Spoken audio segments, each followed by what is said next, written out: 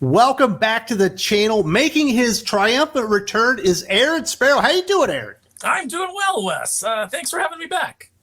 I think most people of our ilk, older gentlemen that grew up on Star Wars, have pretty much realized that the writing is on the wall. This version of Star Wars under Kathleen Kennedy and Disney is just never going to work.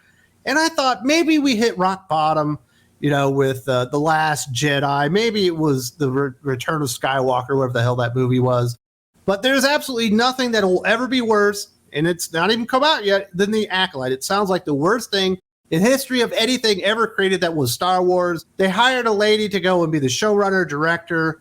She's not really someone that's ever made anything action-oriented or exciting or anything actually successful. She's just like a feminist activist. The lead actress is actually, I guess it's Rue from the Hunger Games, but now she's a non-binary lesbian, which feels like an oxymoron, but whatever. These kids that are newfangled speak.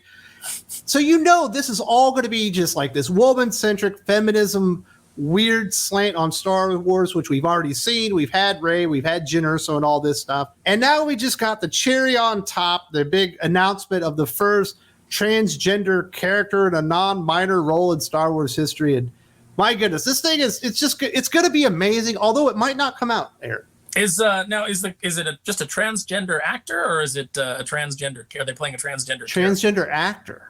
Okay, so they'll be playing the sex that they identify as. Is no idea what we're gonna do here.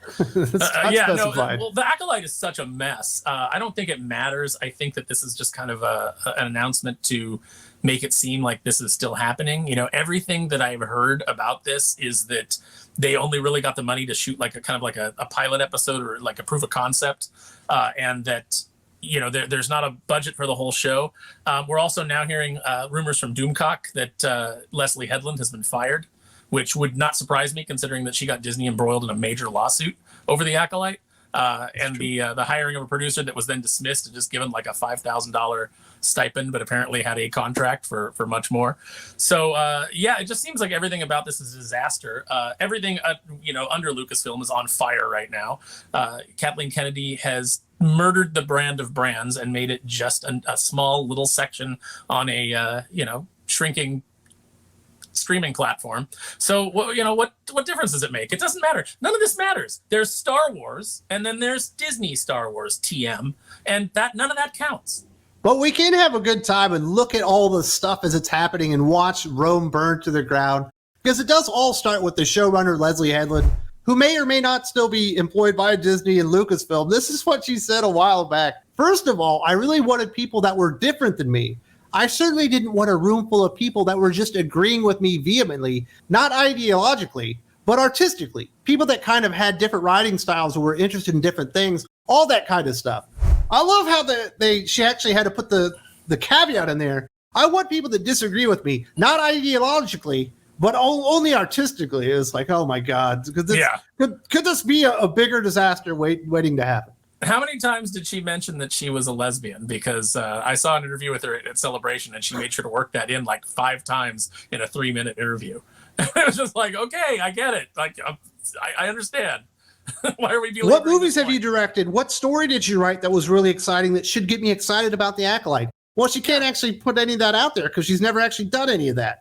And none of the people that they had on stage for The Acolyte, it's like you should be going out there and you should be talking about your love of Star Wars, your knowledge of Star Wars, the impact that it had on you, from when you were young. And none of them are doing that. They're just all saying things that are just completely like, you had the one actor who was like, well, the great thing about Star Wars is there is no good or evil. It just kind of depends on what side you're standing on. And I'm like, the Empire are literally a stand-in for the Nazis.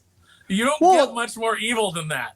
The light side of the Force and the dark side of the Force, good and evil. Yeah, the struggle. It's like you don't know anything about this property. And then the actress that was saying that, the thing about Star Wars is it's always been sort of patriarchal, hasn't it? And I'm like, has it? Has it? Because I'm pretty sure the leader of the rebellion is a woman, and I'm pretty sure that one of the strongest characters that everybody loved in the original trilogy is Princess Leia, who was a woman. The actress you're talking about, her name is Jodie Turner-Smith, and I have that exact quote. My character, she's a powerful leader. She's a powerful leader in a very woman-centered world, which I was very excited to kind of be in that because I feel like Star Wars is very patriarchal. So it was kind of cool to have this sort of woman-centered figure. And she's really sort of going through a struggle because, I mean, that's Star Wars, right? She's really kind of all like this is sort of a quadri, and that's sort of her journey is to kind of go through the struggle between two ideas. It's like, okay, if that's what you think Star Wars is, like the patriarchal thing, it's like, oh yeah, Leia wasn't busting balls and leading the thing and get into the shoot fly boy. The army wasn't completely led by a woman. We haven't had any female-led Star Wars movies at all, since the Disney owned the property. We didn't get Jyn Erso leading. We haven't had Rey lead 3 movies, and now is going to lead a 4th when we've only had one male-led Star Wars movie since Disney even owned the property.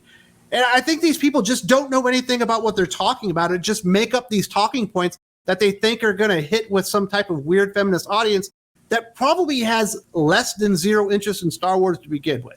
Yeah, it's all these actors, this is the thing. Like Anthony Hopkins said it best when he said that, like, he doesn't go out and give political opinions, and he doesn't think that actors should be out there talking about, things that are important to regular people, because actors are very dumb.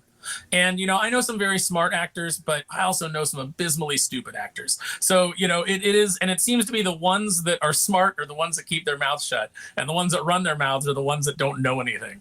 So, I definitely think that this is the case. It's just a bunch of people coming out there. They don't really know anything about Star Wars. Their agent just got them the gig, and they're excited because they're attached to something that'll get, someone looking at them. And they just go out there with this word salad. It's like Kamala Harris being shoved out on stage to talk about anything. It just becomes this word salad of nonsense, and just say some key phrases and hope that it all comes out well in the end. But the problem is it gets quoted, and then we go through and parse it, and it just is it's comedic.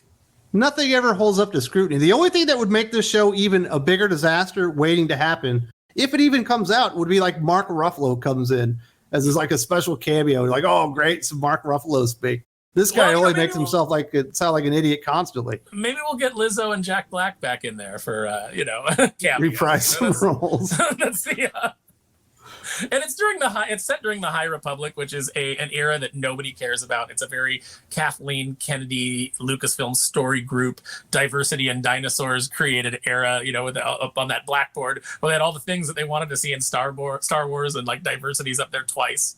And, it's just we know what we're gonna get. Apparently women held the power of the Force back then. The best thing about this is the possibility that men come in and steal the Force by the end of The Acolyte, and they're the bad guys, and they win.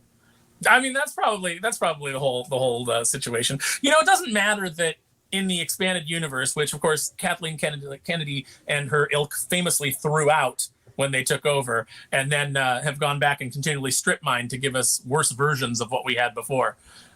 It doesn't matter that like one of the first Jedi that we were introduced in the expanded universe was Nomi Sunrider, who was a huge character within the canon, and that's gone. But we never had any female representation. We never had anything, like that in Star Wars until these geniuses came along and turned it into another.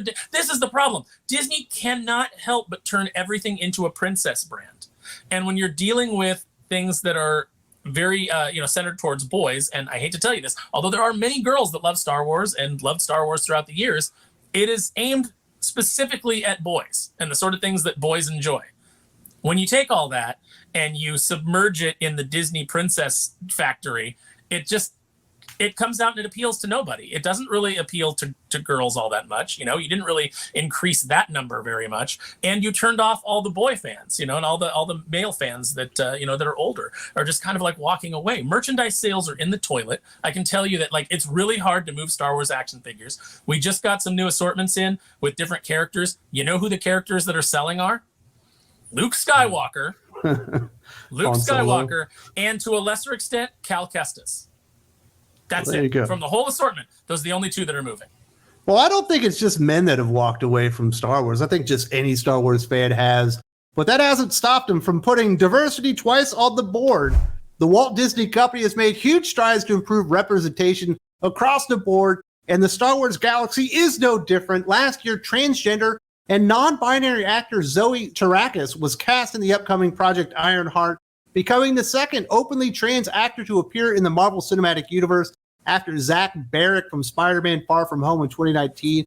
It looks like Lucasfilm is taking note too, The Acolyte is set to introduce one of the most diverse cast to date and comes after the award-winning Anders starred in Star Wars' first ever prominent lesbian couple. According to her agency, United Agents, British actress Abigail Thorne is due to play Ensign Eurus in The Acolyte, making her Star Wars' first ever transgender actor in a non-minor role. Ensign Eurus, that's the key to the future of Star Wars. Here's the thing. It's like, hey, if this person went in and they nailed their audition, and they're a fantastic actor, and everybody went, wow, we've got to cast this person, and you're this ensign now. That's great. That's fantastic. What I find really cynical is the fact that you have to go out and you have to make this announcement. Like, everybody pat us on the back. We cast our first transgender actor in a role that isn't minor.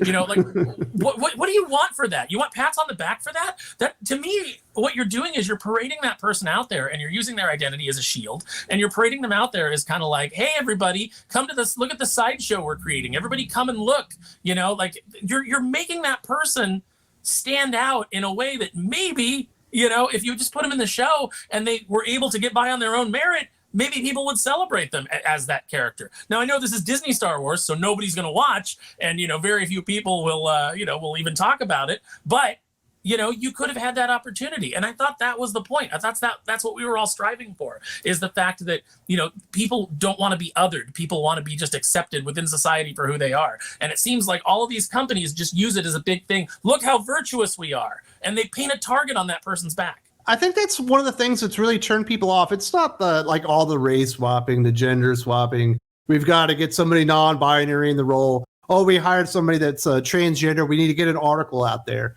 If all that stuff was happening, and maybe there was an article here or there, and it was kind of behind the scenes, but everything was good, like quality came first, I don't think anybody, for the most part, would care.